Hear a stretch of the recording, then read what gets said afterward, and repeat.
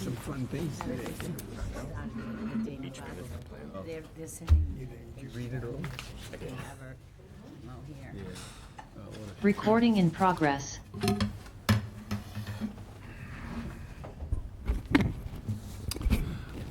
Welcome everybody to the regularly stated meeting of the Yarmouth Conservation Commission. Today's date is Thursday, May 15th, 2025. Before I get into the business here, I just want to let you know we're going to have actually two continuances. There are two projects that have asked for continuances. The first one is SE 83-2477, the 220 South Street, Smugglers Beach, South Middle Beach, and Juden Way. And they're looking for, it was June 15th, or June 5th, I mean. So that one is going to be continued to June 5th. We will not be taking any comment for that one today, or we won't be hearing any testimony for that one at all today. And the same thing for the continued notice of intent for SE 83-2479, Elijah's Pond. They've also asked for a continuance to June 5th, 2025, so we won't be hearing anything for that project as well, just in case anybody was waiting around. Otherwise, our first order of business then is a request for approval of a revised plan for SE 83-2372 for the town of Yarmouth, 669 Route 28, for a permitted kayak launch and boardwalk, proposed float expansion, and timber piles for stability.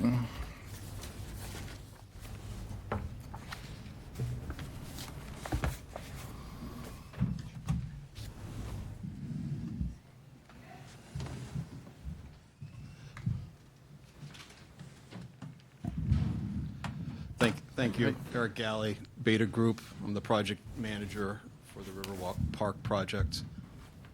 And Amanda Lima, town engineer. I'll go ahead and just give a kind of an overview of where we are with this. As you may recall, many of you were involved in when the project was originally permitted in 2022. We permitted the kayak launch and float. I think some of you were part of a site walk. We were able to see some of these improvements have already been built. During the design process for the last year, we were aware of some improvements that could be made to the float itself in terms of its stability. There's some challenging currents in the river, plus with boat wakes and so on going by. We want to develop a stable float that's able to be accessible and ADA compliant. The permitted design, as you can see there, was a slightly smaller footprint than what we're asking for now. And so over the course of the winter, we were able to come up with a more stable design that was going to make use of two wooden piles that the float would be configured around. And through this process, it ended up changing the geometry of the float. And so we're asking for a larger float, a larger impact on the surface of the water. As far as things you might be interested in, like the bottom impacts, this is actually less bottom impacts than were originally permitted. The original design consisted of helical anchors like moorings in the river bottom and elastomeric stays that were responsible for sort of keeping the float in place. This system eliminates all those bottom anchors and just relies on the two piles and the reconfigured footprint. I don't know if there's another slide you'd like to go ahead and share. I have some supporting information too if there's additional questions on the sizing.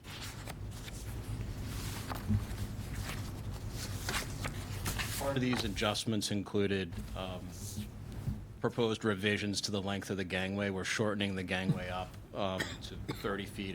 It's currently permitted at 36 feet, so we're making the gangway a little shorter. But in doing that, we have to extend the float underneath to support the gangway. So again, the geometry and the footprint of the float is getting a little bit larger than what was previously permitted.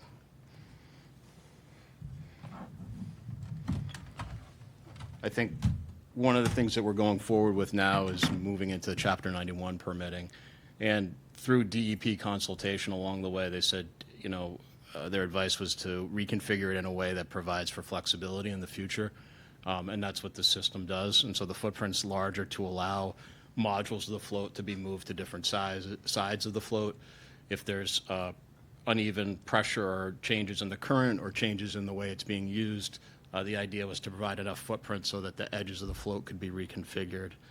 And I guess what what the takeaway was just to approve a footprint that's suitable and flexible going into the future, and it's a little bit larger than what's currently approved, but it's going to give more flexibility, more durability to the town over time than the current permit that we have. Okay. Questions from the board? Yeah, I have a question. It says here that you're going to be 8 feet closer to the existing channel. How close is that? I believe we have a slide there that you can, right, it's about 135 feet across.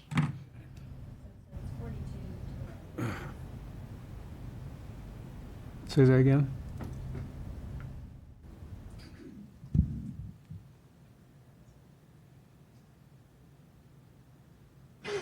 feet. There, it's working.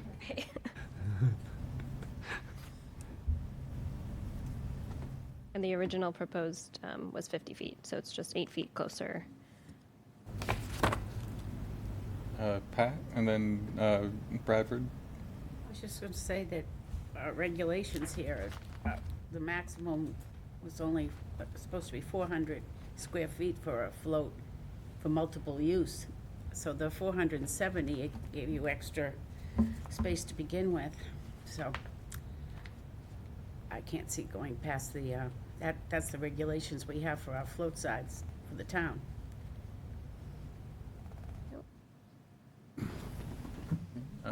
Bradford? I didn't have a question. Oh, I thought you had a question. Did I say? I thought I saw somebody else. Yeah, I guess my only question would be, I mean, I get what DEP's saying. I get what you're proposing. I just don't know why is it that, why can't you try it with the smaller, why can't you do the same application with the smaller approved float? And if you need to come back and change things around, I mean, it seems to me that, I'm not quite sure, is it just the footprint that you're looking at, or are you going to actually take up to 760? And if that's the case, then if you have to change something because of tide or current, are you going to be coming back and looking for even more float space? Those are good questions. I have a supporting graphic. Can I put that board up? And I have some handouts. We can look at those together.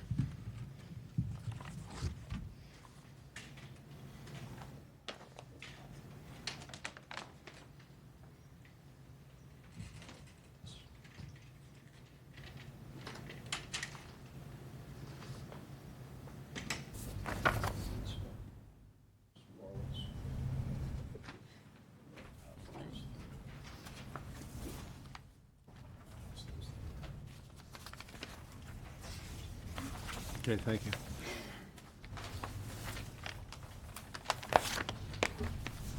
So just to be clear, the current float is fully permitted and licensed, and it's approximately 18 by 18 feet square.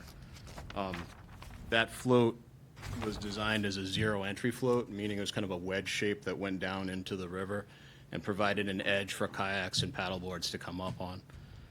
When we went through the design process, it was determined that in detail, there's risks of waves and tides overrunning the zero entry float, and there were stability concerns with the elastomeric stays. And so we moved in the direction of an aluminum frame float with a wood plank deck.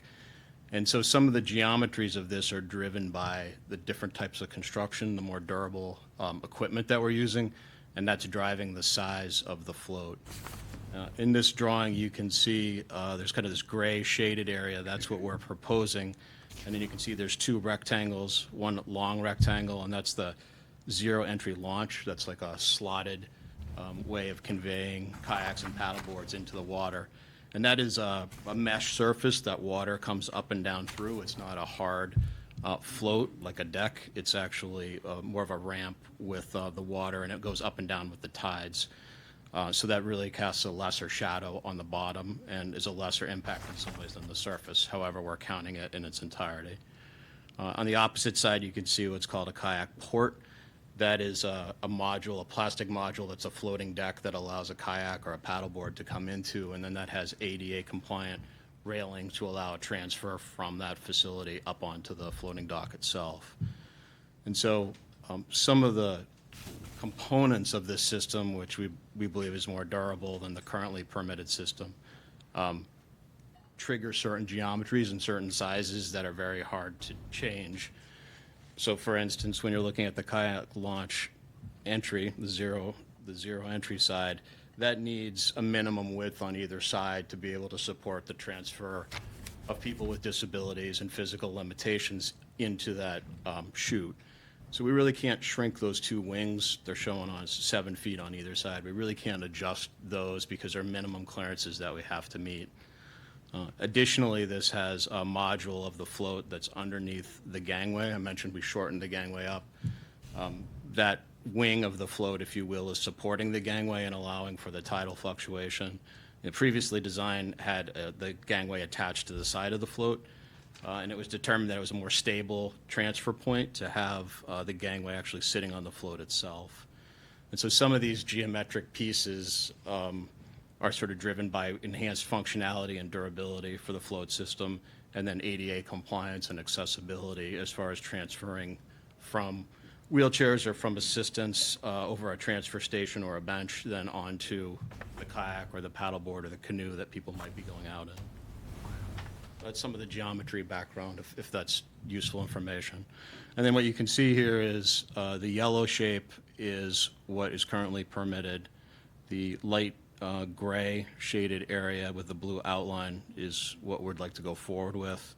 And then the red shape is the footprint that we're talking about, which is sort of, maybe I would almost configure that as, or consider that a zone of reconfiguration, which would allow, if the kayak port is challenged on that side, or you'd like to add a kayak port on the other side in the future, you know, it's sort of giving you the opportunity as a community to allow reconfiguration within that overall footprint, which is the red box at 760 square feet. All right, so I get what you're, I somehow I missed, if you're viewing this the red area as the zone of reconfiguration, then I am better off with this, I feel better about that. Jack? Can you describe the relationship of the design for the one first proposed and now proposed, and the demand on the number of kayaks or people and the use of this thing, the high demand time of summer, so forth?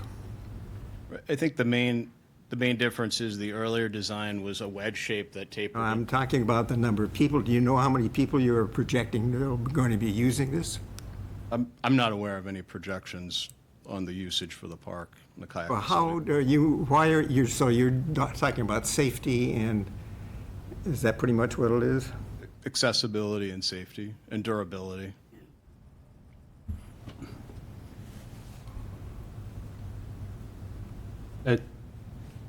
Oh, sorry, Paul.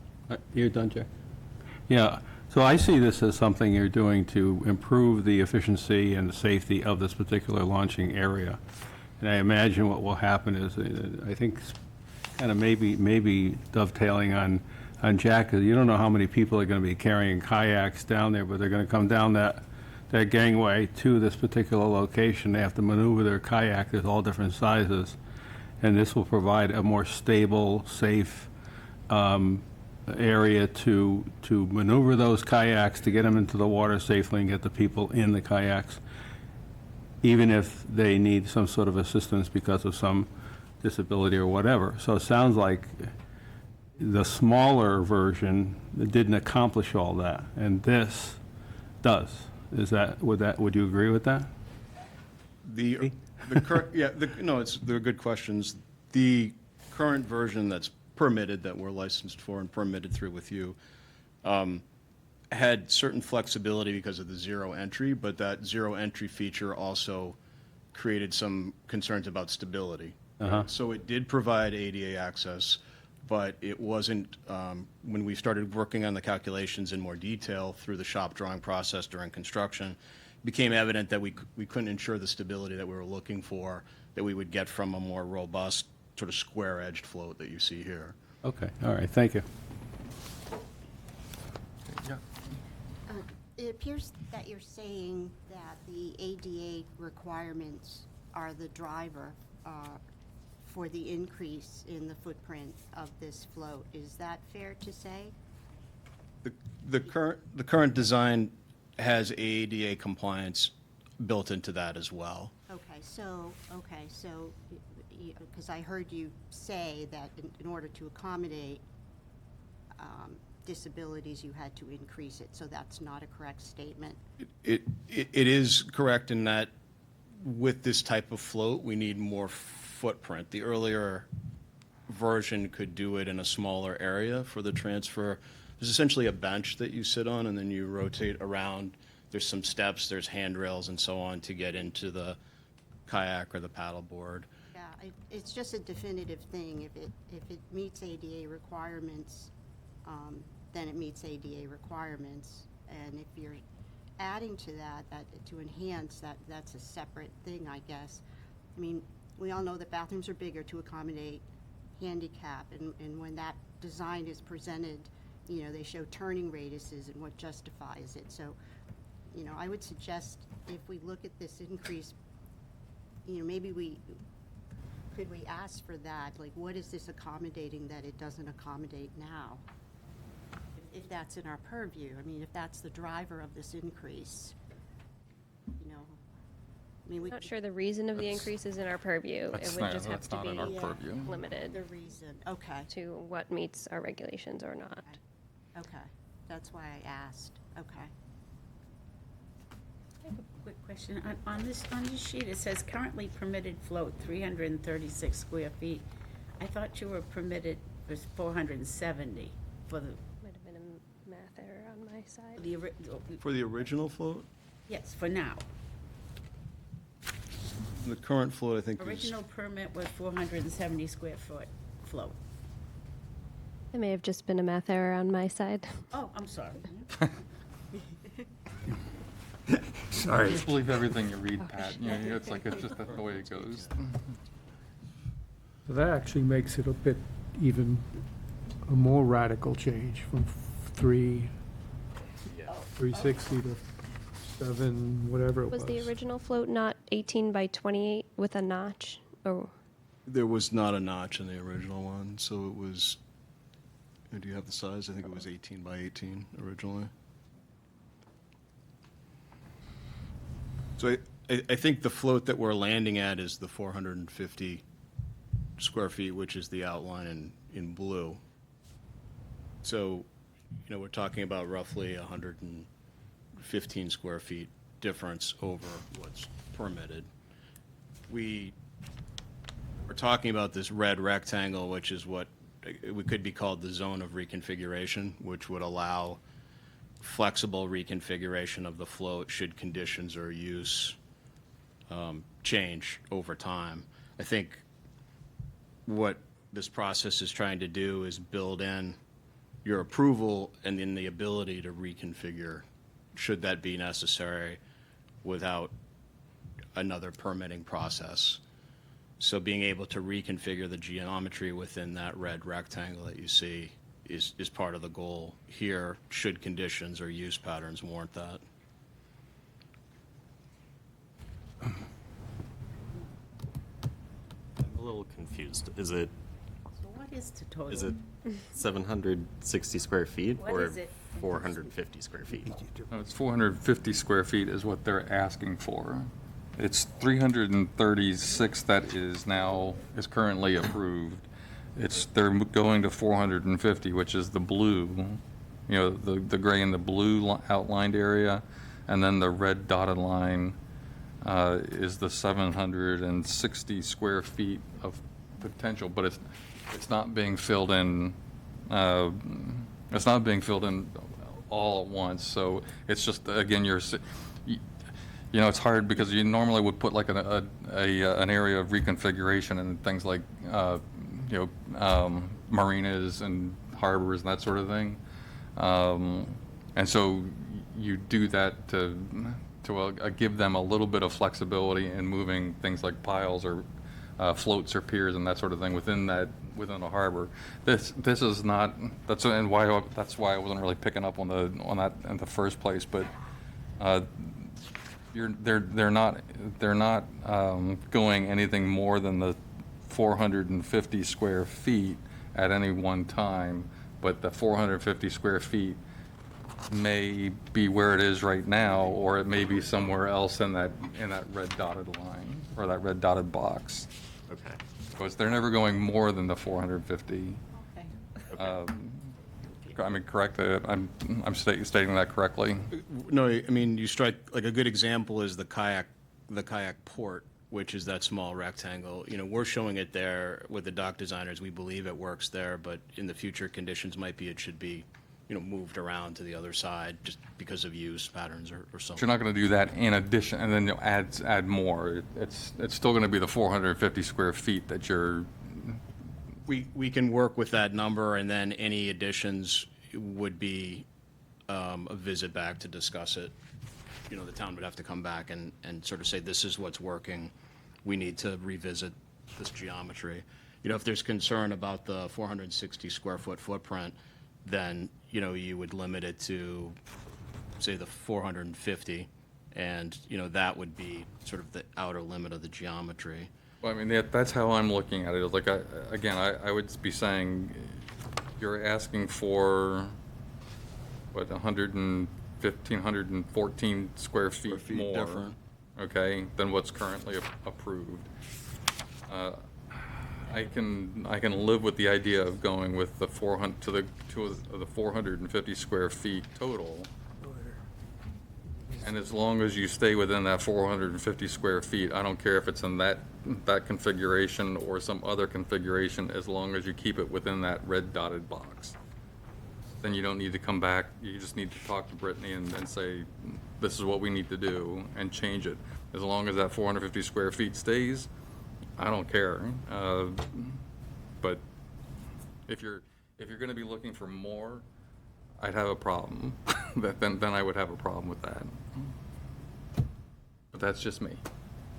And Yeah. then to Pat's point, the 400 square feet in our bylaw, is that correct? So Or- just to clarify, we do have a restriction in our bylaw for single-family homes. It's 200 square feet for a float, and for shared use piers among individual homeowners, it's 300 square feet, but we don't currently have a square foot limit for marinas and town-owned properties such as governmental piers and association marinas, yacht clubs, like that. So that's all up to the commission's discretion, and those do exist already in town in several places above 400 square feet floats. Thank you. So, if I may, I missed that a little bit, so it can be bigger, you said? Can, because it's, Right now, it's not specified because, in like a town marina kind of a location. we don't have marina regulations, it's just up to the commission's discretion, Yeah. how much additional to allow for town-wide public use as opposed to a single family, which is limited to 200. Yeah, because I think that given the nature of this and the new park and all the rest, and probably at least in the very beginning of it's going to be a very popular place to go kayaking. I know I'm not much of a kayaker, I know David is, so, but the thing is, so there's going to be a lot of people using it, and the folks in the town, I think, should have the leeway to reconfigure in whatever way possible, you know, within reason, so that they accommodate the volume of folks that are probably going to be there. And also to judge the system, you know, I would think there would be some kind of control in terms of how many kayaks go up on this pier at the same time, et cetera, et cetera. And so, you know, with the ADA kind of a things, I think they certainly make things possible for people who have difficulty, but they probably also make things easier for people who don't necessarily need those fixtures, it seems to me. You know, I could see people, you know, tossing their kayaks in the water and all the rest of it. So if there's some system and they have the ability to kind of offer some expertise in terms of how this whole system is used or how it could be changed, I would think it would be a smart thing to do to approve the request. Could I just have clarification on what we're approving. What is that area that I'm looking at there? Is that what you are proposing to build? So that's the 760 square foot Is that what you're proposing? footprint.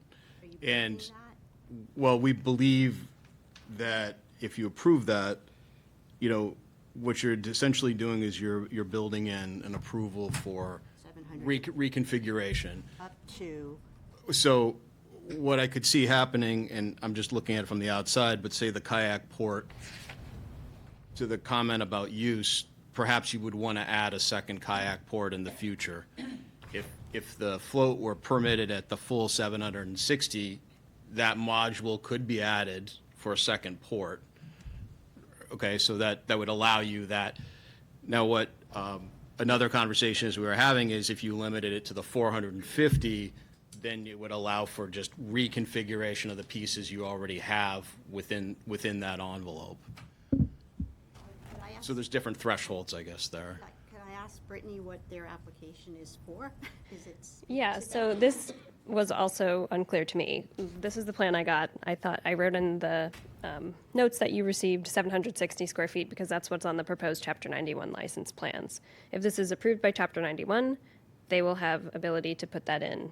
But you may implement an additional restriction of whatever square footage you'd like. So if you want to give them flexibility to add another kayak port in the future, which I might recommend, so we could put a top limit at 470 square feet so that they don't have to come back for that first kayak port, but anything beyond that, they would have to come back.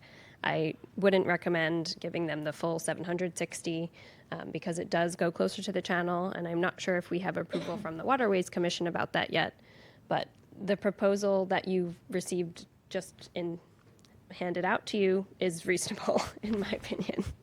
I just wasn't aware of it until we saw it just now.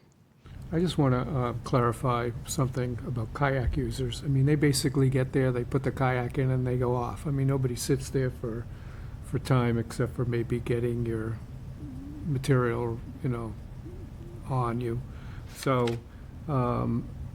even though if it's busy, there are people who just wait for the next person. So you don't need a large area for a kayak port. I find that up at the park, Wilbur Park. When I go there might be 5 of us waiting, or 5 of us even together, and one of us goes down, and the next, and then takes off, and the next person comes. So I don't see this being much different than that. I'm a little confused by numbers, because we're talking 450 and 760 total, and that's 240 or 210 square feet difference, so 290 square feet difference, so it's not, you mentioned 100 or something. Yeah, but see, so that's the thing. So that's I wanted to make sure that you're clear on it. What I'm approving is floats up to 450, and if you want to go to 470, I'm okay with that. Okay. Okay. So 470 square feet total. I don't care how you do it, whether it's ramps, floats, everything. But that's the footprint that I'm looking at in terms of floats. Okay. And then what I'm approving is, or I believe we're approving, is the red dotted area is the 760 square foot area within which 450 or 470 square feet of floats can occur. Can be moved But to. at no time could there be any more than 470 square feet of float, Unless they come back to us. unless they come back to us. Okay, that's And then clear. if they want to change something or change how that 470 feet is somewhere within that red dotted area, they just need to talk to Brittany and let her know that that's what they're planning on doing. Okay. And then, like I said, if they want to come back for more, then they have to come back to us for a more. That's Okay. how I look at it. That's clear to me now, thank you. Ed, Yeah. I guess, I presume that there's going to be typical signage that, people can't just use that except for kayak people. Correct. This is a And signage that, package. so and like Dave said, that, it's pretty quick to go out there and put down a canoe if you're all set up, and you might create a little animosity. In fact, if you're taking 15 minutes to get your things together. So I would have a motion that go ahead for the 470. I still have a question. Oh, sure. Have you been able to reach the Natural Resources Director or the Waterways Committee? Because you are encroaching an additional 8 feet into the channel, and they are the governing body for navigation and safety. Right, so we had discussed it with the previous director, and it was on their agenda in January, where they discussed the desire to have a more durable float and the desire to add piles. At that time, there were not geometries available, so that their review consisted of a discussion about reconfiguring it and what would be required. They are aware that we're coming before you tonight, and I guess if there are subsequent questions or follow-up, that would have to be a move to their agenda. I think their next meeting would be in June. Okay. Would the commission want to see this on the Waterways agenda, or would verbal or written confirmation from the DRNR director be sufficient? Could we approve it pending his? Waterways, Sorry? full waterways review, or just director, natural resources director? I would be okay with that, natural resource director. I mean, yeah, I'm okay with written confirmation from the director. Yeah. Yeah. You're not? Well, I'm an old Corps of Engineers employee. I guess, yes, but if there's any doubt at all, I would want us to be involved and to have after the full hearing and approval of that group. So would our approval, hypothetical approval, be contingent? Could we have it contingent on their okay with the, it could be written that way, yeah. it would be, Contingent on their approval of the impact to the waterway. I'm all set if you want to make a motion. I'll change my motion to that, Contingent. include that. okay, so the motion to approve up to 470 square feet of float within the 760 square foot footprint of the reconfiguration zone, pending, Contingent on. Written approval. yeah, from the- contingent upon the review by the natural resources director. For helping me, right? Affirmative review. Okay. Does that sound good? It sounds great. Yeah. I'll second it. All those in favor? Aye. Opposed? Carries unanimously. Thank you. Scale on it next time.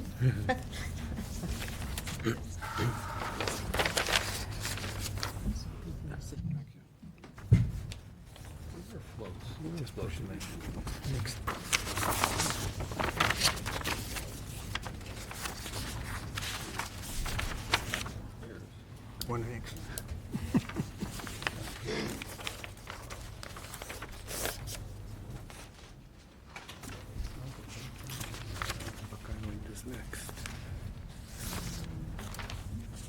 Great.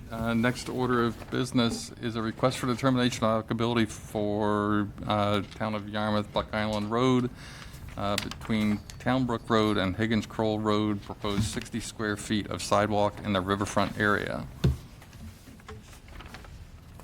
Hi, I'm Angela Saunders from Bowman. I'm the consultant assisting the town. Amanda Lima, town engineer. Okay, do you just wanted to ask, it seems like a pretty straightforward proposal. Do you want to make any presentation? It's straightforward, so I mean, I do have a board, or you can look at the plan online, but there's 60 feet where we're trying to connect the proposed sidewalk into an existing sidewalk, and 60 feet of it's within the riverfront area. There is a house between the sidewalk and the river. So we're looking for approval to. Okay. Questions from the board? Brittany, anything? No questions, thank you. Anybody in the audience have any questions on this one? Anybody on Zoom? raise your hand digitally. I see none. Would somebody like to make a motion for a -2? So moved. Is there a second? Second. All those in favor? Aye. Aye. Opposed? Unanimously. Thank you. Thank you.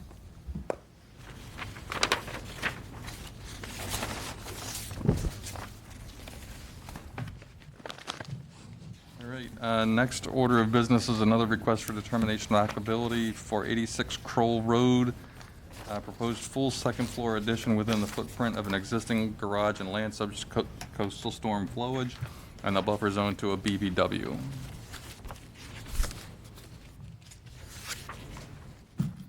Hi, just like to state your name, briefly describe the project, and we'll turn it over to questions then. Sure. My name is Mike DeNaro. I'm the owner of 86 Crow Road, and we are proposing to add a second story to our pre-existing single-car garage for a home office, all on the existing foundation and the existing footprint. Questions from the board? Nope. Go ahead.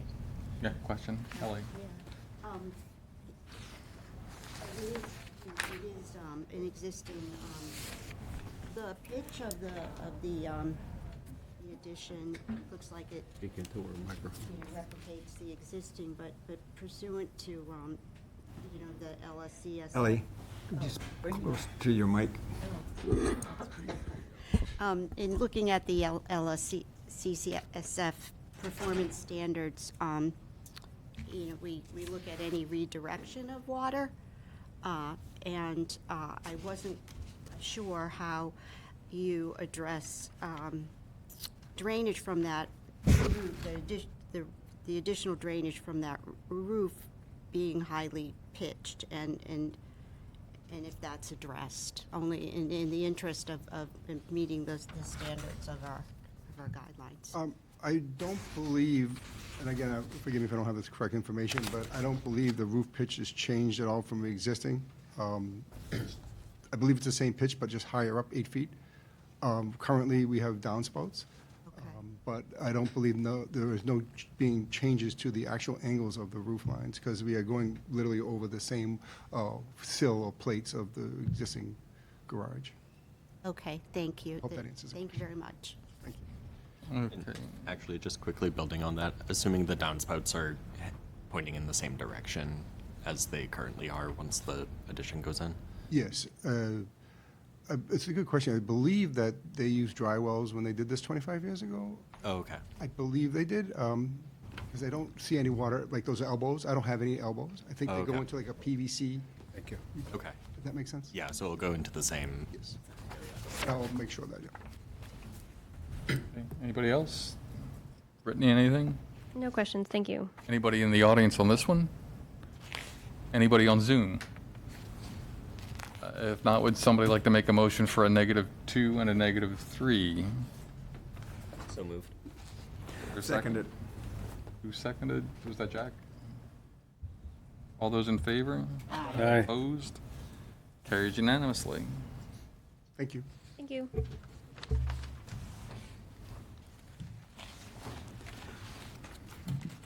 not doing my job here. Nobody even called for the signature sheet for the first one. Come on, Sitting people, next to you. pay attention. Your Let job. me know if I know. Let me know if elbow him. It's all electronic now. All right, next order of business is a new notice of intent for SE 83-2477, Town of Yarmouth, 220 South Street, Smugglers Beach, South Middle Beach, and Juden Way. Proposed beach management, including maintenance, raking, and sand fencing on a coastal beach and land subject to coastal storm flowage. Again, we have a request to continue this to June 5th. Is there a motion to that effect? So moved. Is there a second? Second. All those in favor? Aye. Opposed? Carries unanimously. Next order of business is another new notice of intent for SE 83-2480, Yarmouth Shores Condo Association at 29 Lewis Bay Boulevard. Proposed reconstruction of revetment and ramps in coastal bank, land under the ocean, and land subject to coastal storm flowage. Mr. Chairman, I'm going to recuse myself. All right. Thank you. Let the record show that David has recused himself.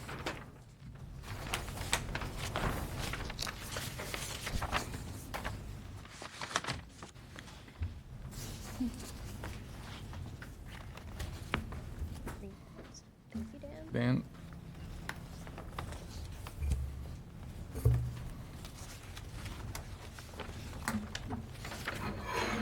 Good evening, Chairman, members of the commission.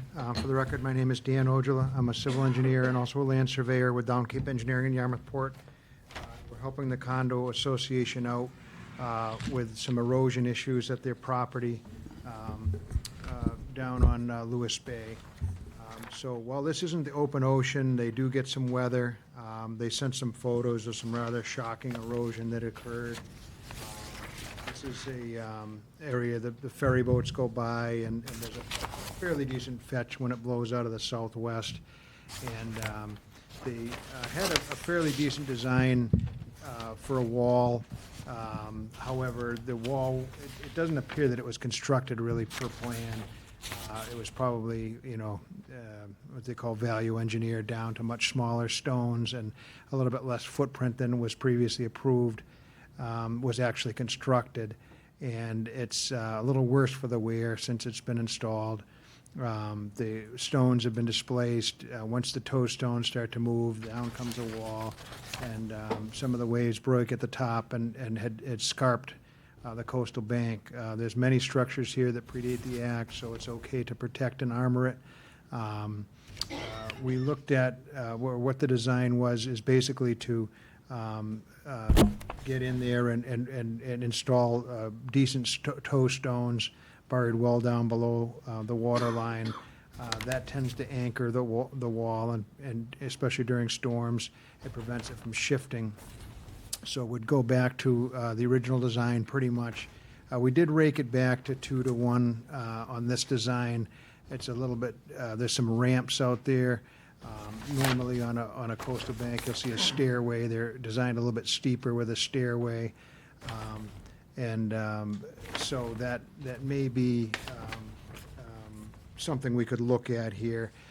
One of the issues that did come up is we requested a closing out of the older order. But in places, the landscape buffer wasn't a full 10 feet. I did find, just in reviewing the file here, in June of '03 and in '04, some landscape architects had drawn for that wall. It was create and maintain a 10-foot wide vegetated buffer along the top of the coastal bank, except to provide for 4-foot wide access around Building 6. And way back in '03, '04, it shows that wall, and I assume this came through permitting because we got it off the town website, but we'll offline investigate it a little bit more with Brittany and find out what's going on with it. But it does look like in that instance the 10-foot was waived, and that wall was somewhat older than perhaps we had thought at the top. But I do like how they had Rosa rugosa, Virginia rose, bayberry on top. The rugosa rose has done well. I'd advocate for that. It's a hardy plant that is acclimated all around the world where you have sandy shores. The sea captains had brought it over, and it does well. It keeps out the riffraff because it's got sharp thorns. It's got beautiful flowers, rose hips type plants for the flora and the fauna. So it's a great plant, in my opinion. We got to remember 10,000 years ago there was nothing native here. There was a mile of ice, and so everything has moved in over the years. And in my opinion, that rugosa rose has naturalized in this area, and just as it has over many seashores around the world, it's just a nice hardy beach plant. So the owners would love to leave that and be able to maintain that as one of the choice. So I just put in a good word for that particular plant. And Virginia rose and bayberry, we'll probably have to continue this hearing for a couple of reasons, but we'll introduce a pallet similar to that with a 10-foot buffer along the top. I think one of the ways that we could accommodate that 10-foot buffer and not disturb too much would be to sharpen the slope up a little bit. The original approval was a 1.5-to-1. It got constructed more like a 2-to-1, so that's what we reproduced. But the Army Corps and general guidance is a 1.5-to-1 is no problem. It'll hold the angle of repose, and you're basically stabilizing it with large rocks. you can hold almost a 1-to-1 pretty easily. So 1.5 to 1. The 1 is always vertical, and then the 1.5 is how far back you go for every 1 unit of rise. I think is a reasonable slope in this case, so we'll discuss that offline with the homeowners and take a look at the effects that would have, whether it would transition to steps or not during the continuance. But we did want to open the hearing. We did submit to I believe it was Fish and Wildlife had requested a hearing, a copy of the filing. We have kept everything above the mean high water, so we feel that we probably will not need a Chapter 91 license for this or water quality certification. Just as the other one was, it's proud of the mean high. Someday, the mean high may come up and nick us, and at that point, we're doing after-the-fact filing. But the sea level right now is down a bit from the toe. So I went through a narrative. We went through your standards and talked about it. One of the important things that you look at with a wall is, the coastal bank is the performance standards. Is it a sediment source, and are you disturbing that? This one has, to the west of us, an abutting wall, and we're an existing wall that is preventing sedimentation from eroding, except, perhaps during catastrophic events. But again, that is allowed to armor during for older buildings like this. And again, it's not a particularly active area, but it is, again, scarping a little bit on great occasion, but it's alarming to the homeowners because they're fairly close to the top of this bank. And increasing it up to basically the level of the abutter, about 8.6 or so, will give us some protection. Of course, during the largest storms, it's VE 13. You've got, if you have that sort of a situation, it would be tough for the slope. It transitions to 11. And some of these dwellings are flood resistant up to at least that level behind it. But during most medium to size storms, it certainly will be a nice improvement for coastal resiliency. We won't have damage to the homes as much as would have happened had we done nothing. Again, the narrative goes through and talks about it. In terms of whether this is an expansion or not, it's our argument that it's just rebuilding what was already there and permitted. You can see it's very much the similar footprint. My draftsman may have been a little bit aggressive with the return on this, so we probably wouldn't need quite as many stones on the top, but the return is designed to come in beside Beach Road where there's nice sandy access. And if you'd like a condition that we maintain the current profile or something similar on Beach Road, that's always reasonable when you're armoring a bank, that you make sure that you don't affect the neighbors. Again, the one on the west we're going to be butt right up against an existing revetment, so no issues there. And on the east, it's a well-utilized beachy area, and we wouldn't anticipate any problems, but if there are some, we can certainly contribute to some sand in that area. With that, I would, and I should note too, we would need to come down on the flat to set some of these larger stones. It'll be a backhoe excavator. He'll come from on the site, track down the wall, but he's got to dig down and set some pretty good stones with a thumb. And so talking to some of them, they say, yes, we'll be on the beach for short periods. It's typically done. The tidal range here allows for work with very little issues. Would work at a mid to lowering tide and work quickly, and they're very efficient getting these stones set in place. They're very professional about it, and very little disturbance as it's mainly just sand. You don't get a lot of siltation. And the filter fabric underneath, you set your crushed stone and set the bed of rocks in and get as many as you can done, and then get the machine off the beach for high tide is generally how they do it. So again, we can work with the commission and Brittany offline to talk about exactly how the landscape will line up. We'll talk with the owners a little bit about perhaps adjusting this so we can provide the same 10-foot, except in that one area for the access around the building on 6 that has been permitted in the past. And, be glad to answer any questions in the meanwhile. Thanks, Dan. So, I mean, if you're going to be accessing the beach, I think you should, as part of the plan revision, show the location, how you're going to come onto the beach, the access point. That needs to be added.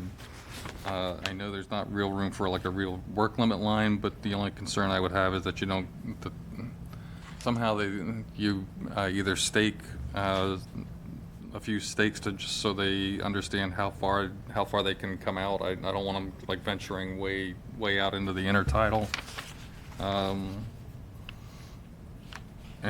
So as far as that goes, and then I'd like to see, I'd just like to see the plan for how you're going to change the slope and of the revetment, and especially as you're relating it to the planted area in front of Unit 6. So those are my comments. Anybody else on the board? Pat? I just have some comments about the side on, you said you were going to probably make it less aggressive with the stones going down Beach Road on that side. I'd like to see that done on the new plan, so that beach doesn't have any more effect than to be washed out with the new revetment. Be happy to do that, and we'll make sure we stay on our side of the right-of-way with the toe stones. Keep it as low as the beach, bringing it down towards the beach. Yeah, the beach transitions from like 7 down to 2, so we're pretty much tracking with the beach. But we can double check those grades, and then if there is any effect, we can mitigate it with a little bit of addition of some sand. Yeah, Ellie. Thank you for addressing that first rock and burying it. I did have a question on how you were going to stabilize that, but my question, I think 2 questions, but on your drawing, note number 5, proposed ramp support post shall be attached to the rock with connectors drilled into the stone when spanning revetment. Could you speak to where that is in plan view, or what you're doing there? Because I thought we weren't putting in new ramps, or am I not understanding? So all that really is speaking to is that rock is a little bit difficult to work with, but generally what works fairly well is on the bigger rocks where you're putting the ramp, you can actually hammer drill in an epoxy eye bolts and then bolt down the ramp so they don't move. And then they're welcome to seasonally remove them if they're concerned about winter damage, but that's what we'd talk about there, is just holding them in place so they don't slip down. And Where are you doing that? just underneath where the ramps are existing. Okay, everyone. So there's 1, 2, 3, there's 4 ramps right now. And so underneath each one of those, to anchor them would, and it's just a big rock, and it's a little bit of drilling and epoxying the eye bolts, and then you'd generally just bolt the ramps to the rocks. So sometimes you do a vertical, if you're doing stairways, you'd land a post on it, and either, if you get lucky and you can put it in a crevice, great, but usually you try and anchor them in some manner to the rocks. Okay, all right. And then the performance standards speak to vegetation, and I'm not really sure where you address vegetation other than a note that says vegetate upper bank where disturbed.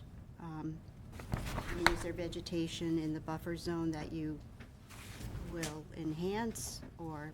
Yeah, and I think staff had mentioned that too, and also the fact that the other wall had required a 10-foot strip, and we've got, an actual planting plan showing that. So we'll overlay that, and in places it was okay, other places it's thin, but again, it's a little bit of a unclear right to me at this instant, but I do see that it was plan adjusted and some minor adjustments made in '04, talking about an adjustment around that Unit 6. And that is important to have a little bit of access around that. And if it was already approved, I think we can probably make that work. Again, by sharpening up the bank, the advantage is that you're pulling that top of wall seaward, so now we can put a healthier planting strip on the top. So that might be an option that is a win-win. Thank you. I totally get that, because the existing vegetation is a little, shaky there. Yeah, in some places, it's been attacked by the waves, so, Yeah. yeah. Thank you. Anybody else on the board? Brittany, any other questions? Can I ask where you found that plan? Was it in conservation? Because I don't see it in conservation. So, no, well, you can ask, but I couldn't tell you. I Okay. have a very, We'll very, follow up a on very good mole that goes in and looks at all that, so it could have come out of zoning, you're right. see. If it Okay. wasn't so be surprised, because it was a landscape architect, and they're talking all about the buffer and the beach and the access and stabilizing plantings and stuff, so I don't know how it wouldn't have gotten into your agenda, but maybe it's a missing NOI, and, but we'll track that down. Okay, because from my research on the aerial imagery near map, the wall at the top of the bank at Unit 6 was installed in 2011. And so the 10 feet would have been able to be planted with the original permit, which was permitted much, much earlier. Also, it appears that the current wall it's being eroded right beneath that wall, and you're still proposing to keep that wall with under construction of the new revetment?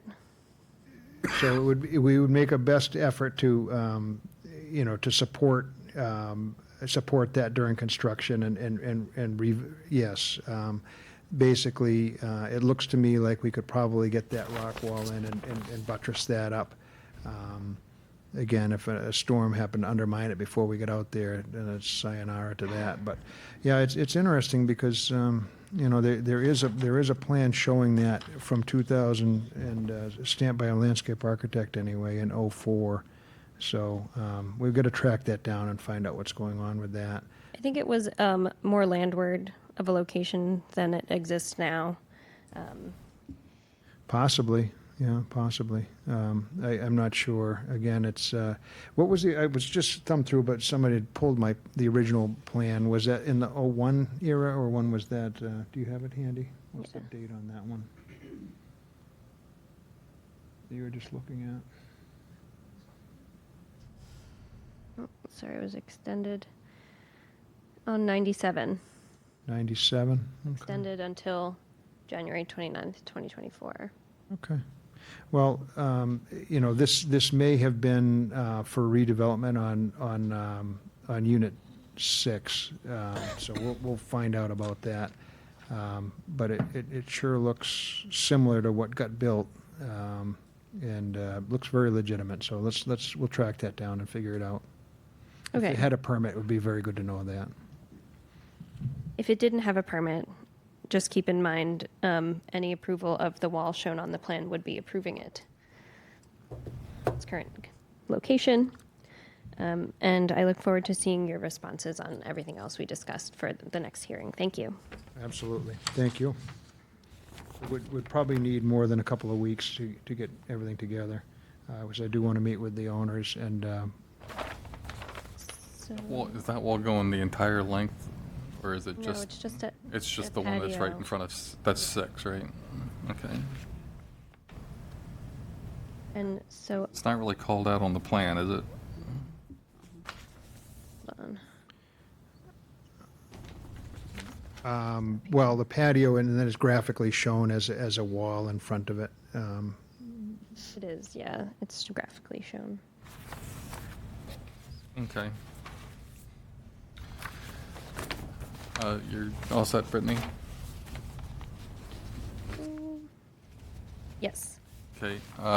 Anybody in the audience have any comments or questions? I'll go to, you were the first person I saw, the hat, come on up here to the podium, state your name for the record and where you live, and then I'll go to this gentleman up front. Right there at the, Test. My name is Bob Tremblay, and I live at Lewis Bay, 29 Lewis Bay, Unit 1A. And I was just curious for my own question, what do you anticipate having to get additional stone, or can you use what's there, that type of thing? Your plan? Through the chair, the old plan called for much larger rock than got placed there, and so I think we can reutilize the lion's share of that material, but it's more as chink stone and bedding stone for what we'll be bringing in, which are larger rocks. Unless, hopefully the budget will accommodate that, because that would be the proper way to do it. When you have waves breaking, the energy is just too much for the smaller stones. They'll displace and down comes the wall. If you've got the larger rocks, they have the mass and the resistance to momentum and movement that you need to hold back breaking waves. So you don't anticipate having enough large stones? Is that what it is? We'll need many, many more large stones than what you have there now, but the ones that you have, we can probably use as bedding stones and chink stones. Okay, thank you.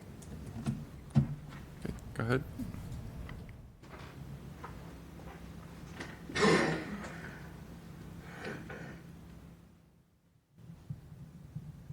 Joseph D'Amico, I live at 53 Lewis Bay Boulevard. My house is the one on the other side of the beach, Beach Road. And I'm afraid that with this revetment going in, the water is going to come in and it's going to transfer the problem to my property and also erode the beach. One of the first pictures you had, there was a picture of my front yard. It's to the right of that. So I'm to the east. The prevailing winds come from the southwest. The water's going to hit that revetment, and there's my house right there on the right.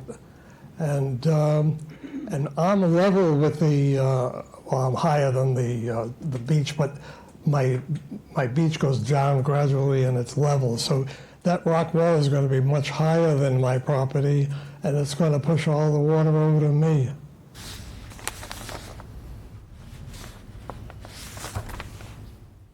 So if I could, through the chair, it is always a concern. I think what we have in this instance here is a pretty good test case that a wall in this area isn't going to affect very much, because as you can see, the beach is fairly stable.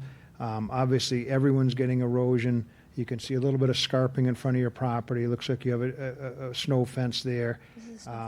But what we can do is that the effects generally from a wall are that if there are active waves, they'll roll around and scarp within a few feet of that wall. I think the standard is generally you end the wall where the scarp will occur on your property. But generally what's been happening and was approved with the older plan 20 years ago, and this plan is you just propose to bring back sand if it does scarp a little on the end of the wall. It's more typical if you're on open oceans, like even the bay on the north side, you get a lot more wave action than here.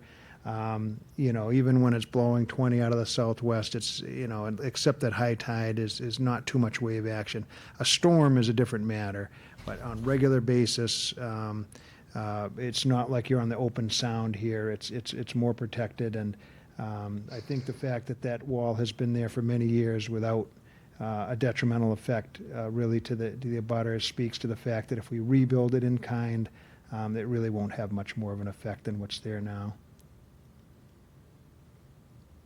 And so the top elevation of the wall will be the same as the originally permitted top elevation? Yes, it's very similar, and it'll return into the existing grade. It always was 8-ish, or it still is 8-ish over in that corner. So it's no higher than the existing bank, and then tapers down following the grade naturally.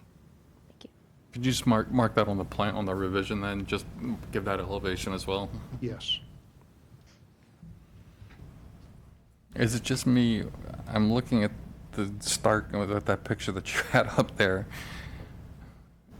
I mean, it's just amazing how much difference there is between one side of the road and the other. And the only thing different that I see is that one had previous revetment and one does not.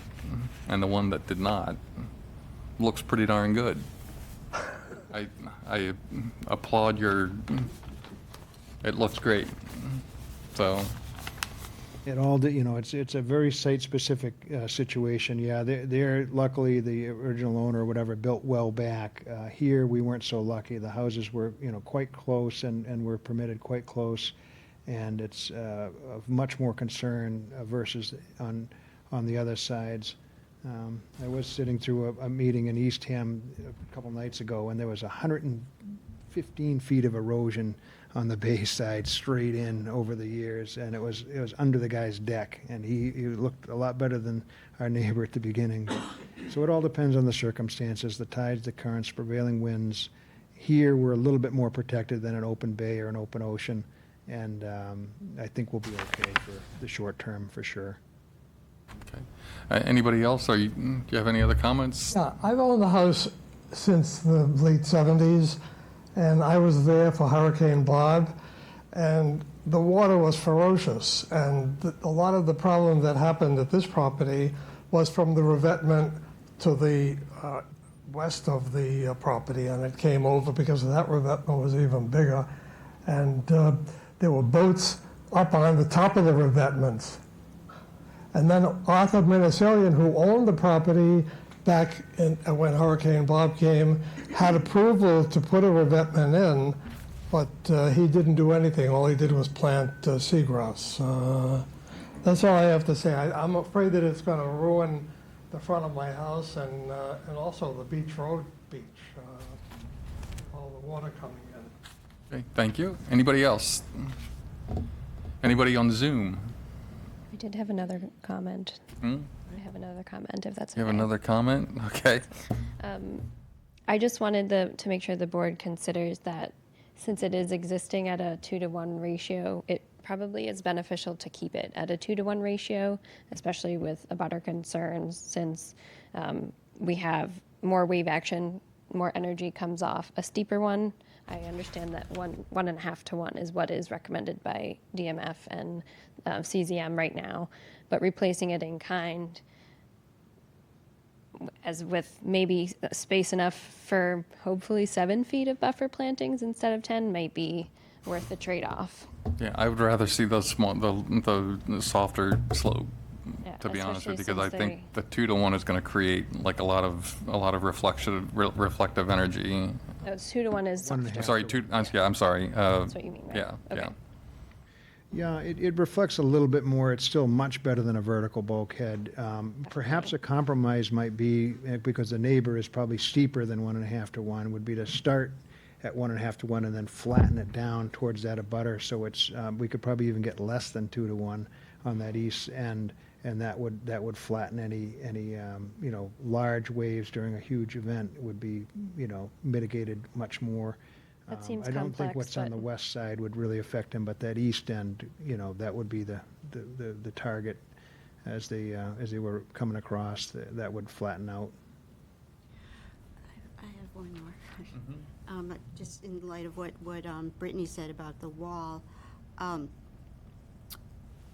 is the wall, you're going to indicate where the wall is in Unit 6, correct? It's in front of Unit 6. Is that to, and if so, is that to address the patio? I mean, is that patio a patio, or is that a patio? Yes. My picture That's what it looks is like. wrong. Yeah, we call it a patio. I assume that is, yeah. And then in front of it is a wall, and in looking at this drawing, again, it may have been a permit plan because it was perhaps a little bit, it's a little bit, it's the same shape, but it looks like they ended up shifting it back a little bit, but the patio stayed where it was, so we've got to get to the bottom of how that came to be, but like Brittany said, the photos don't lie, and it was either redone or done not too many years ago, so let's find out about that, but right now it is a patio. Just for my own knowledge, it's staked. Is that your staking? Is that to represent top and? Yes, all the stakes should be labeled, and it would be, You can see on the plans, the green line top of Coastal Bank was right where the rocks would follow that along. It kisses that patio in front of number 4, the patio in front of number 3, and only a couple of feet off the patio in front of number 6. So that's the top of wall. Thank you. Okay, so we're looking at a continuance. Do you need a month, Dan? Yeah, I think that would be okay, and if we need a continuance from there, we can, but we'll push to try and get answers within a few weeks so that we can do that. We'll be looking at Your July options, 3rd. yeah, your options are June 5th or July 3rd, because our second meeting in June is canceled because it falls on a federal holiday. So 3 weeks or much more than that. Yeah, I would say July 3rd, because it's going to take us a little bit to, herd the different voices and come to a good decision on this. It's not like this is going to be happening over the summer anyhow, so. No, it's not, the summer isn't a good time to build this, and by the time we get done with permitting and so forth, so it'll probably be a after Labor Day project anyway. Okay. Do I have a motion to continue this to July 3rd? So moved. Is there a second? Second. All those in favor? Opposed? Carries unanimously. All right, thank you, folks, very much for the careful Thank you, Dan. consideration. Oh.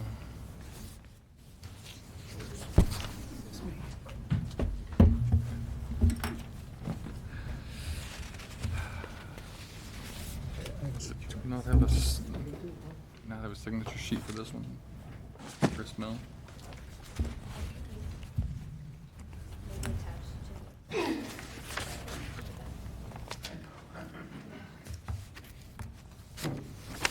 Two, 4, 7, 7.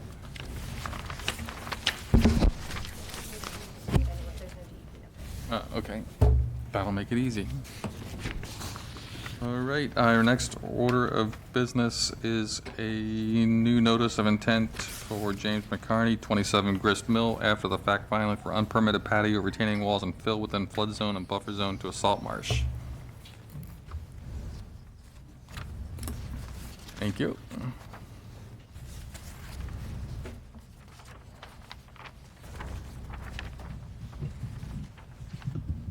Good evening. David Little from Ryder and Wilcox. I'm a retired land surveyor from Orleans. And I'm going to say, unfortunately, I did some work for Mr. McCarney about a year ago to do a survey for him for thinking about a potential addition. So having done the survey work, subsequent to that, his wife hired some landscapers to come in, and I'm here as a result of an enforcement order that was issued to him. I'm sorry if it took a little time to get in here, but I'm retired. I'm barely working, but we did get a notice of intent into you showing the existing conditions on the site. The work that occurred was landscaping, some filling, patio construction, wall construction, step construction. I provided you with a couple of photos of the site, one of the patio, one showing the wall, the small retaining wall that goes along the road on the opposite side of the salt marsh. It's approximately 2 feet tall. I did provide you with the project narrative, and I know my submission was probably was deemed lacking some performance standards information and addressing work within the limit of moderate wave action that occurred. So what I was hoping this evening is that because this was an enforcement order, that I could hear your thoughts. I work in the Lower Cape. I get nervous when I go across the Bass River Bridge. So when I get down here, I'm not used to this process. So I'm here as a fact-finding person to help the applicant out, to hear what needs to be done, what changes need to be made from you, so I can go back to him, and then come back to you with a more complete filing, which I certainly expect to do. So that being said, I'm going to open it up to questions. Thank you very much. Okay, questions from the board?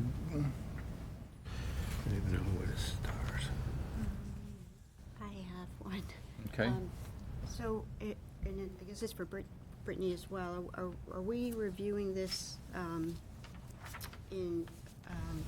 are we looking at the performance standards for LSCSF in this? We are. She advised me that I needed to do that. I intend to move forward, but I'm expecting some changes that may have to be made to the existing wall within the LIMWA is going to affect the performance standards. So I wanted to try to. Okay. Well, because I'm looking specifically to help you at our general performance standard 4.10 A3, I can read it, displacing or diverting floodwaters to other properties or resource areas, fences and privacy walls, which I assume those are what those are, or including walls separating one property from another, may obstruct or divert flood flow and way, to other adjacent areas, et cetera. So they must be constructed with 6 inches of clearance below to allow the passage of floodwater and wildlife. So I assume that would apply here? Yes, and it would, especially since it's in the moderate wave action flood zone, we do not allow retaining walls at all. So I did send the surveyor a list of former, I don't know, a list of what I would recommend for a high chance of approval of this project, which included removal of the entire front side of the retaining wall, restoration of the original grade, and mitigation plantings for the increase of surface area of the patio at 2-to-1 ratio. That is what I would recommend for a successful project. Was the patio part of the problem too? It's unpermitted, is it within the? I think there existed a smaller circular, so here's an aerial image. There was a smaller circular patio and a pathway. So there is some increase of area, some relocation of coverage, but I would imagine there's an increase of coverage that requires mitigation here. Through the chair, could I? Yeah, go ahead. So what I would like to do is, because there's so much disturbance in what was the front lawn, provide sufficient mitigation between the patio and the road that would allow approval of the patio that they're building. And that was one of the things I wanted to talk to you about this evening. I think that's reasonable since the patio is outside the 50-foot buffer. But it is within the inner riparian. Oh, no, sorry. Too many lines. Oh, yes.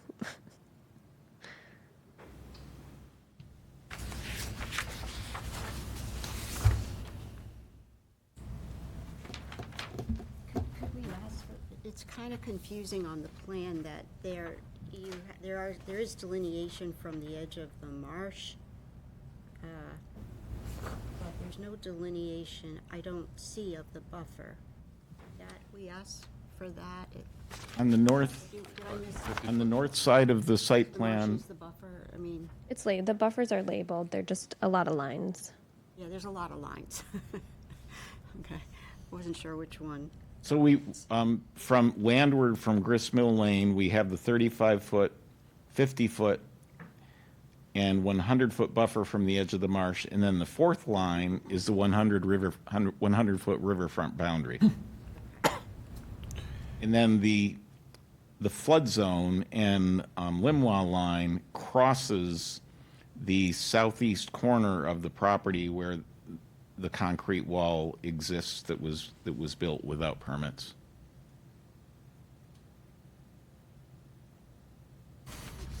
Go back to the aerial photos you had. Yeah.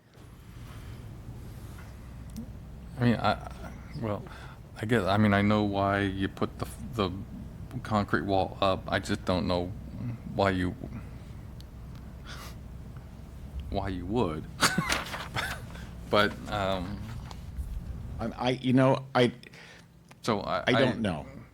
I mean, I would tend to agree with it, with the removal, because it's, I mean, I don't see the, I mean, I understand why somebody did it, but I think if you remove the wall and you put in a heavy planting area in that lower area next to the road, I could live with something like that, but. Mr. Chairman, could we go back to the last photo, Brittany? So you see how there's an existing wall that follows the driveway and then it curves around next to the white vehicle where the steps are? Up, yeah, so it starts. It's only from the steps though, right? Yes, from the steps, then up, if you go north around the driveway back by that white car, I think that would be reasonable to, we're well outside of the Limwa line. I think it would be reasonable to keep that portion of the wall, given that the fact that there was one there. But I fully understand the need to remove it from the steps southerly. Yeah, I'm okay with that because it was already there. It was a pre-existing condition, so Was it a pre-existing 2-foot wall? I think it was just a granite curb. I don't know what it was. Okay. I can't tell you. All right, so I thought it was just a granite curb from the aerial images, and the other point that we missed is that the new wall is also within the 35-foot no disturb zone to the salt marsh. Understood that it is across the street, but it's still within a no disturb zone where we wouldn't usually allow. I didn't pick up on that. I didn't either until just now. So where we usually wouldn't allow any structures, we would make an allowance for the mailbox because So it's the needed. question is, if it was a curb, and I think we should be able to figure that out just by, if you Yeah, go a to street Google view. Earth and do a couple of street views, you'll be able to do that. I don't know, I mean, that's something you can do and show. So if it's a curb, then I think it all needs to go out, at least from the 35, toward the resource. If it was a wall, then Too new.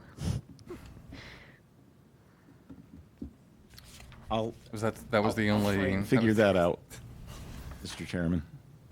Brittany, is there a wall on the southern side too, between two properties? No. No? There used to be a fence, and they since did a redevelopment with a permit where they had relocated the driveway to this side and mitigation plantings on the marsh side. Oh, wait, let me actually, you might be right, yeah. I thought there was a wall. All going up here. One up each side. That side. Yeah, I think there's a timber wall on the other side. I have pictures. Yeah, there's a timber wall on this side. Was this pre-existing? No. No, okay. If we could get that wall on the, oh, I think it is shown, it's just a little light. Well, that's not on here, right? So was that built by the homeowner? Yes. Thank you. Do you mind calling that out on the plan? I think it's, We have to put that out. So I didn't quite hear. So on the south side, there's an pre-existing wall, or was that put in recently? There was never a wall there. It was with this With this whole process? thing. Okay. Thank you. Yeah, I mean, it would make sense that they put a To wall in to hold the keep the fill. rest of the fill, so. Yeah. I just wanted to point that out. But yeah, it definitely needs to be added to the plan. and probably in order to meet the performance standards would have to be removed. Yes, that's my point. Thank you. It's a clarification question. In the narrative, there's 3 line items, and, the walls and steps within the 35-foot buffer, the 17 square feet of wall within the 35 to 50-foot buffer, and then the 680 square foot of wall, steps, and patio, they're already built. So again, what are we looking at Well, no, they're built, but they might not be in compliance. So could I have clarification on whether or not the wall, steps, and patio within the 50 to 100-foot buffer is in compliance or not? 608 square feet. Everything in this permit is an after the fact, so nothing has yet Nothing been is. permitted. This is all new. Yeah. Permit is. All unpermitted.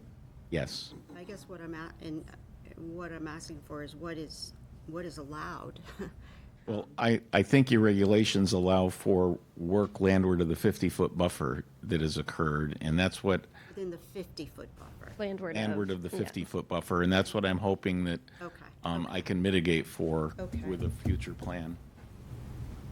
Okay, and we'll clarify that in plan then as well, instead of having all these other lines to confuse us, or confuse me.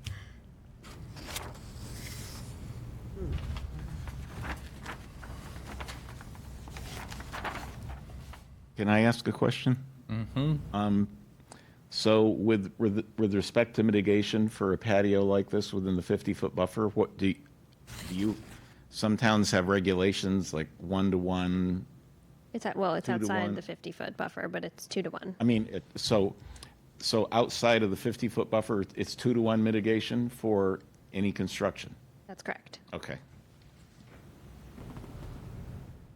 Which, to be honest with you, so did you say it was a 600 square foot patio? Yes. Oh. Well, that means you owe 1,200 square feet of mitigation. We have the entire lawn area that we could. Yeah, I'm just saying, it's just that's what's going to have to be then. You've essentially got the entire front yard that you're going to have to plant. I'm in total agreement. Okay. You're able to subtract the little circle patio and the old walkway, since those have been in place for decades. No, I understand, Mr. Chairman. Could they do I'm just some the mitigation messenger.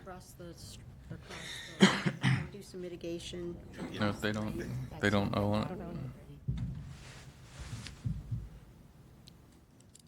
All right, so you need a continuance for this? Yes, and if. 1 a month, 2 months? I would like to go to the July 3rd, if I may. Okay, I think that's a good idea. Brittany, any other comments? Nope, that's all. Anybody in Thank the you. audience have any comments or questions on this? Run up to the podium over here, please.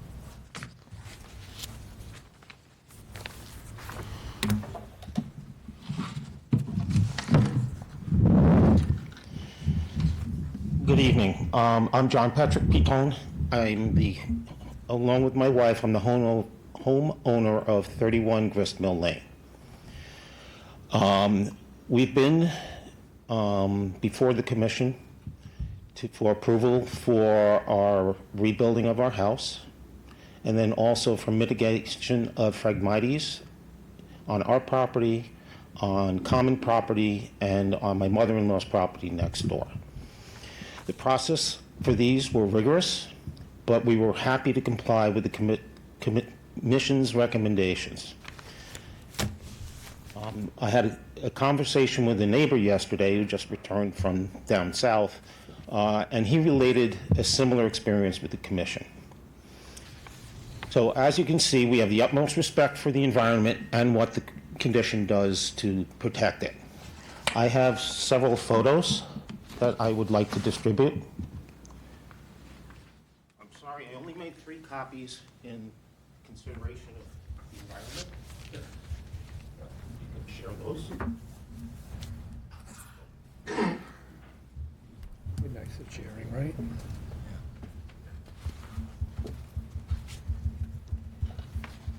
His house. This house is to the left. So the first picture shows how the properties abutted in May of 2024.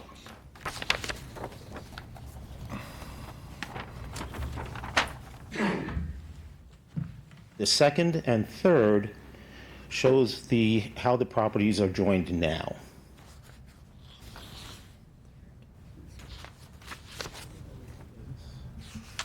Looking at photo number 4, this is looking up Gristmill Lane from our house. the day after a full supermoon, high tide, and a rainstorm. The fifth picture is looking down Gristmill towards the marsh. And the last picture is in the same direction from the street in front of 27 Gristmill. You can see that there is quite the accumulation of water at the end of Gristmill Lane and on the front part of our property. The building of the retaining wall between the properties and the wall in front has changed the water flow during these storms. All that we ask of the commission is that they apply the regulations to Mr. McCarney the way they have been applied to others of us on Gristmill Lane. Okay, thank you. Thank you. Mr. Chairman, can I ask a question to Brittany? To Brittany? Sure. Hi, Brittany. This fence that's on the side there, I can't really tell, but is it within the high-velocity zone? Which fence are you talking about? The white fence in picture 2. I wasn't distributed the photos, so I don't know which fence you're talking about. Okay. That's Between 30, what did you say you were? 31. 31 and, Looks like it might start landward of the 50-foot buffer. You're to the Yeah. south, right? Yeah. yeah. It is a part Property. of the. It's what? Looks like the timber retaining wall is along that whole property line. Right. Um, Is the fence itself within the high-velocity zone? No, but it's within the flood zone, and 6 inches of clearance is required for stockade fences That was within the my flood point. zone. Thank you. So if they do end up reinstalling that fence, 6 inches of clearance would be required beneath it. Okay. Yeah, you heard that, right? I understand. Okay. Okay, anybody else in the audience? Yeah, go ahead.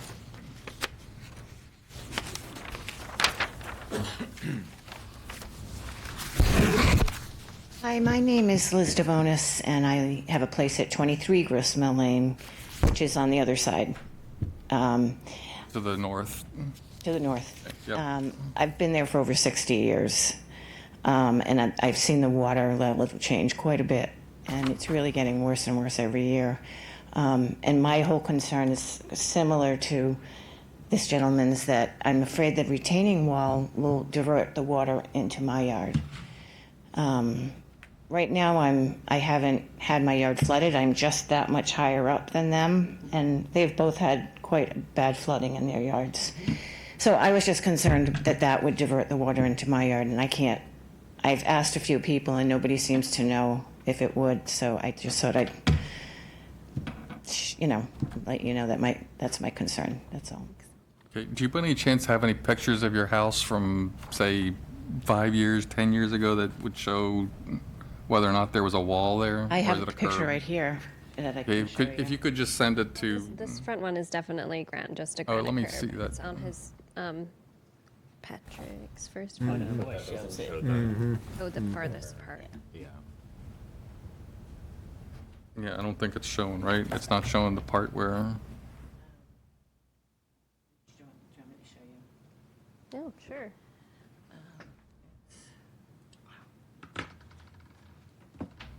Mysterious wall. I don't think that wall's gonna stay there. Oh, that's perfect. This gentleman's house here. That's the corner. Okay, those are great. Thank you. There's just cobblestones. Yeah, thank you. So the photos showed. okay, if you would just, Granite curbing. could you just text or send it to you? Neighbors, because they had done. Oh, Just email, if you could just email it to Wouldn't mind Brittany? emailing them to me? You wouldn't mind emailing them to me?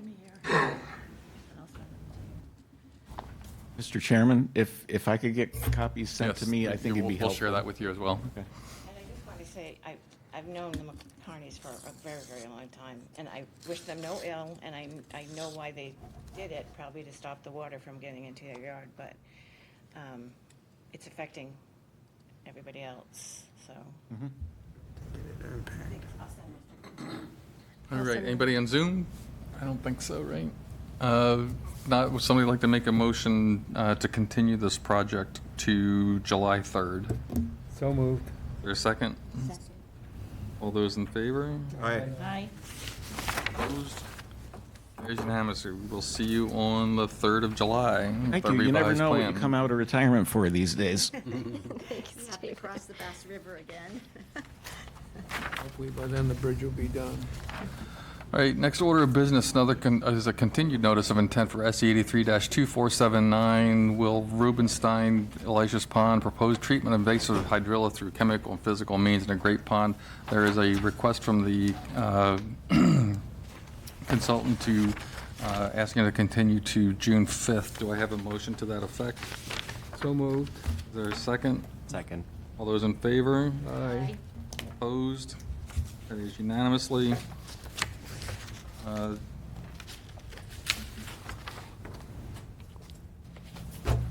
Next order of business is a continued request for certificate of compliance for SE 83-2328, Stephen Bickerton, 122 Exeter Road.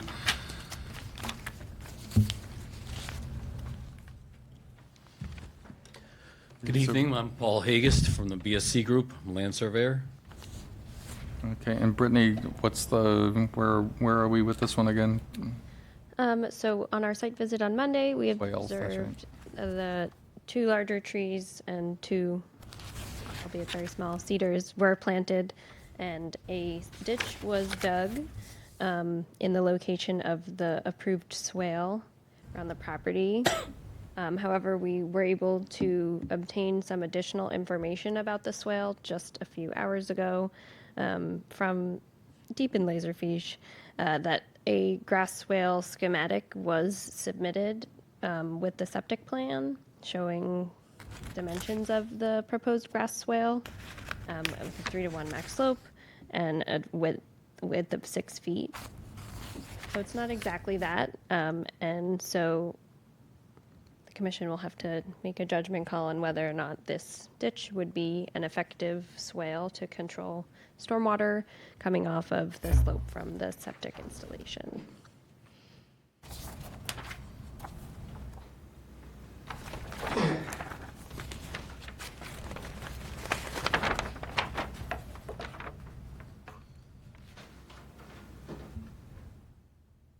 Well, I mean, the approved plan is, it's pretty obvious. It says there's a swale going all the way around, so I don't know if we have to belabor the point. The swale was this was permitted with the swale. We now have a design that appeared back at around that time when they were permitting. I don't know why you wouldn't install the swale. That would be my opinion. So just to be clear, we approved the plan with a swale and. Yeah, we approved the this is plan different. with, you don't by any chance have that up? So here's you can see this is the approved plan. The swale is running like from here, coming around the front and then wrapping around the back. So I don't know if anyone wants to take a look at that, but. Oh, there you go, that's it. Oh, there we go. I can lay it up there. Ellie, is, in your opinion, a ditch in this way sufficient in place of a swale that was designed to be 6 feet wide? No. Okay, thank you. Yeah, I don't think that's really a significant enough swale to. To see it again. Good to see it. Right, no, you're good. So can I ask a question, please? Yeah. Because it's a little hard to hear some of the conversation down there, but is that trench in the front lawn the swale? That's what they just put in, right? Oh, they just put that in. So does that, and then I saw a diagram, it looked like it follows that particular diagram, so that creates the swale? It does not follow the diagram. What? It doesn't follow the diagram, but this is Oh. what was originally permitted. Oh, I see. It's supposed to be 6 feet wide and 6 inches deep. Okay, 6 feet wide? 6 feet wide, well, I mean, that includes both slope sides Yeah, and the bottom, so. It looks like it's in need of improvement, right? That's what I would say. I mean, Yeah, like, if okay. that's, it seems to me like that's what they were intending, and that's not what's there. It doesn't match. Okay, thank you. I go back to what I said in another meeting with another group, that we approved the plan, and I think people should go by our plan. Follow the plan, yeah. That's why we spend time approving them. What is the date on those approved plans?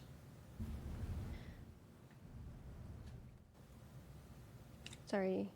So the swale was specified along with the septic approval, and it's also needed in order to certify the septic design. So it would be beneficial for them to install the swale, otherwise they won't be able to get their septic signed off on either. Okay, what is the date on that plan? The original permit, the date on the swale that I found is 2022, but the original permit, hold on one moment, from conservation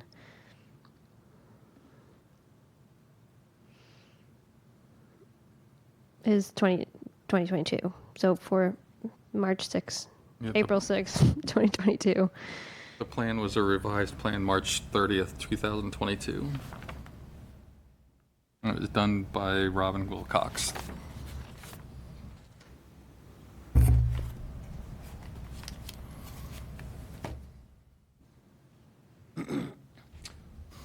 Although it's not the design that was permitted, I think it does function to prevent storm waters from running off into the roadway and the adjacent properties.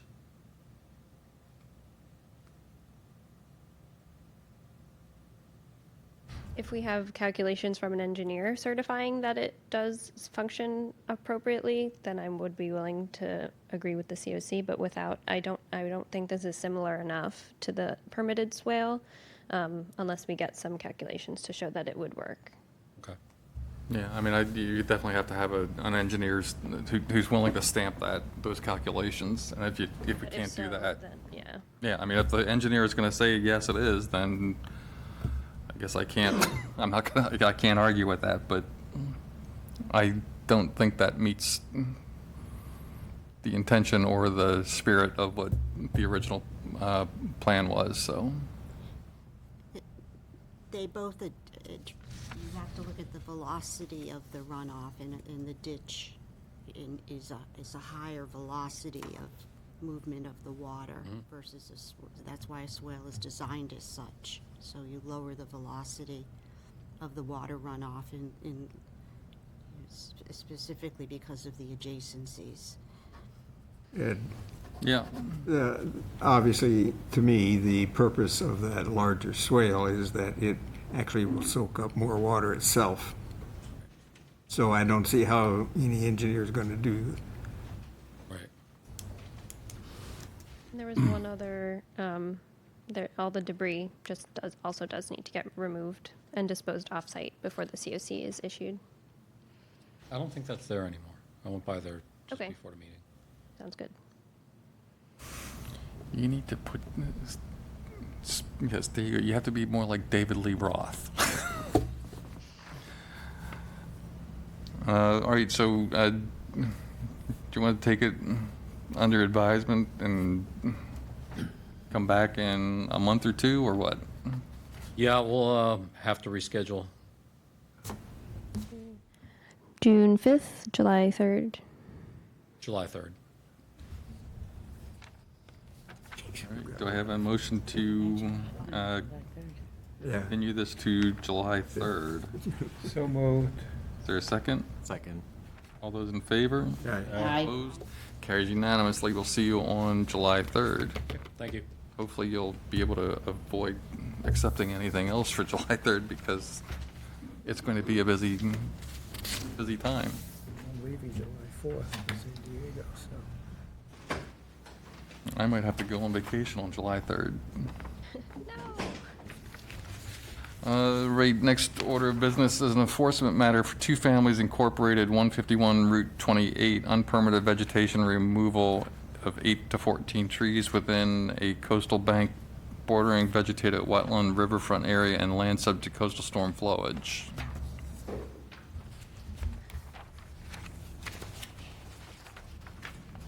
All right, Brittany, They state their names for just see who's here? Get them afterwards. Okay, well, I'm glad I was able to reach you.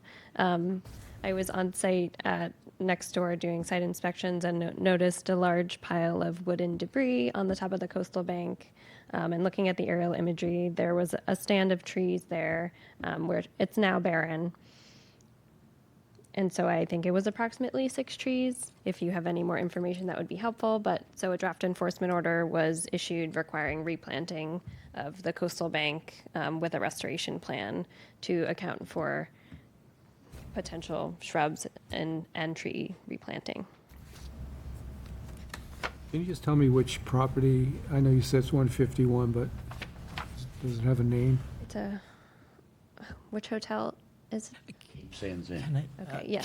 Cape Sands Inn, okay.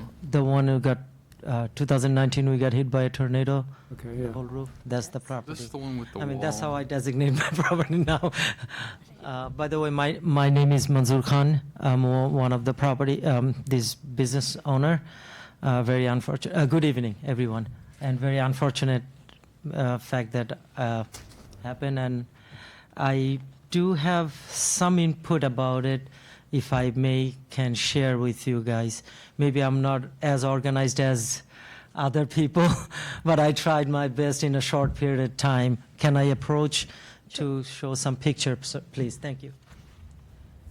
And meanwhile, can you just state your name for the record? Leonard Fabiano, Thank you. and I'm the manager at Cape Sands Inn.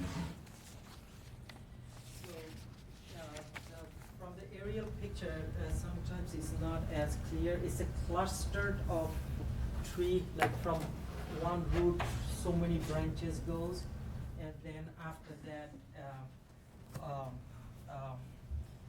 that the vines goes in, and the bamboo all together is a big, huge vegetation. It's not like 13, 14 trees individually, and so. February of 27, that area comes very windy, very strong wind comes through that. February of 27th actually trembled all of it in our, by the motel in the picture. But I think for safety reason, we cut it, but we never took out the stump. We didn't even try to go to the conservation land because we are respect to the conservation, the vegetation and everything. So we still leave the stump and everything in there. And the pile of wood that you said, it's actually those we cut after the tree fell. So we piled it. We didn't even take it anywhere. We don't know what to do, so we just left it in the bank of our bank of the property and the conservation area, and all the stump and still there because we don't know what to do. We never really put much of a step in. But yes, with the recommendation, we can replant because we don't know how to. We are not supposed to touch the soil. I remember one time during that storm, took the roof. A conservation individual told us not to go by, the soil, or you cannot even dig anything to put a post or anything. So we didn't go to the conservation land. But with your guys' permit, with the board permission and a recommendation, we are happy to put any other vegetation. And clearly, I'm not designed to do this type of talk, so you can tell, no. Okay, so Brittany, you want just a restoration sketch plan? Is that good? I think a sketch plan or a list is fine. Okay, and do you need a landscaper to do that, or No. anybody? It is, I mean,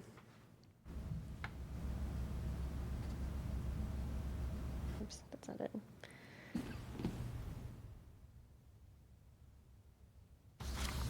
I mean, if It fell in a storm, but it is exposed sand, so it does need to be revegetated, but I think a sketch is okay. It's on the coastal bank.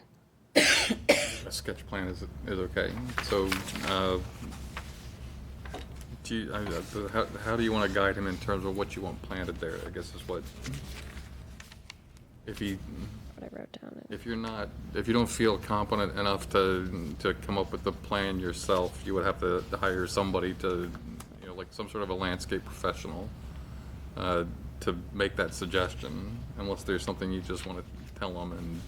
I mean, if it is a decorative plants, big plants are also a decorative plants, not like a weed.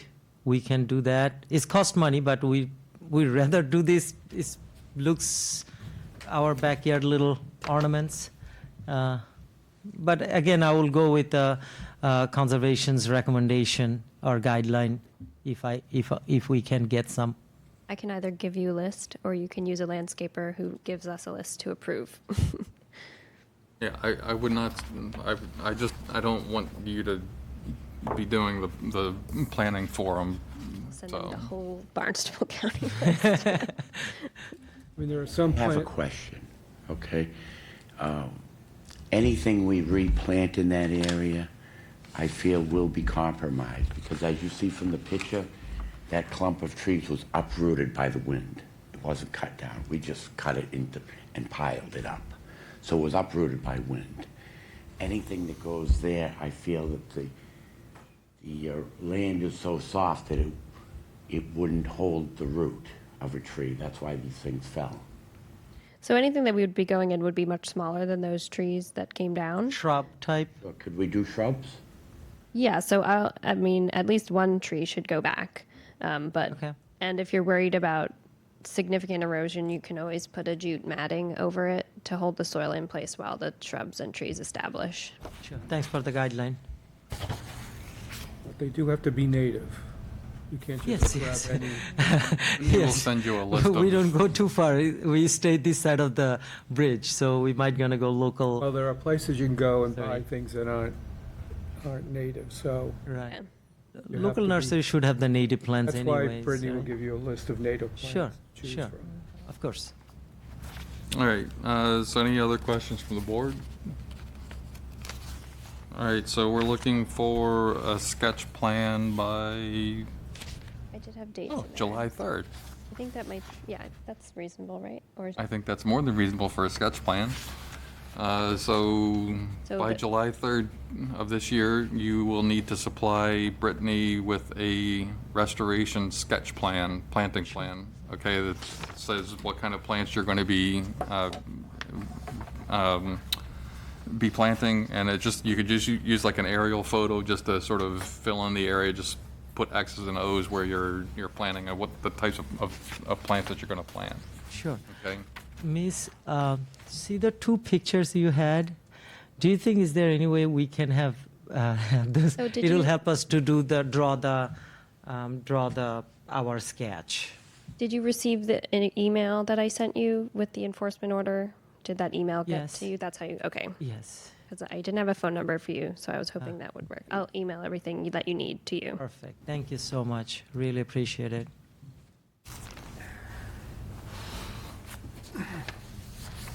Okay, so if that's all, if you don't have any further questions for the board, would somebody like to make a motion to approve the enforcement order as written?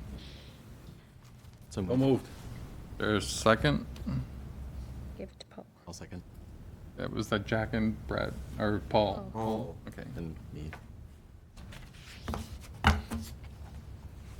All those in favor? Aye. Opposed? Carries unanimously. Thank you. We'll submit them to you, Brittany, or? Yeah, so I'll send you an email with all the details from tonight, and then you can send everything to me. Thank you so much. Good evening again. Okay, thank you. Okay?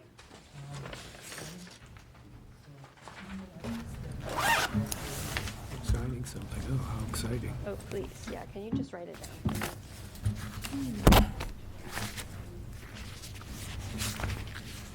All right, I'm going to continue on here, folks. Other business approval of meeting minutes for May 1st, 2025. Did somebody make a motion to? I'll move. That's you, okay. All right. All those in favor? Aye. Opposed? Carries unanimously. Any other business? Fee updates, Huh? fee updates. Oh, sorry. Fee updates. I can't do that. I gotta wait for, Sorry, just a minute. For the, It's okay, for the agent. I'd rather get it now. What is she? Conservation Administrator. we just assume everything's moving along and we'll just sort of, No, she's the administrator. we won't even Yes, include her. Next time if something happens, I'll just. Job call you. description is actually, Contact information. that's Joe's. Oh, he's the agent. Thank you, have a good night. A bureaucrat. No worries. So for our fee updates, just so everyone is aware, the fees that you voted to approve on April 17th were legally advertised by the Select Board on April 22nd for 2 public meetings at the Select Board, May 6th and May 13th. They have been approved, and the fees are going to be effective on June 20th, 2025, for all new items to be heard on the July 17th agenda.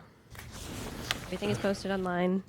I'll send a blast email to all the consultants who have ever filed with me to hope to spread the word. Good grief.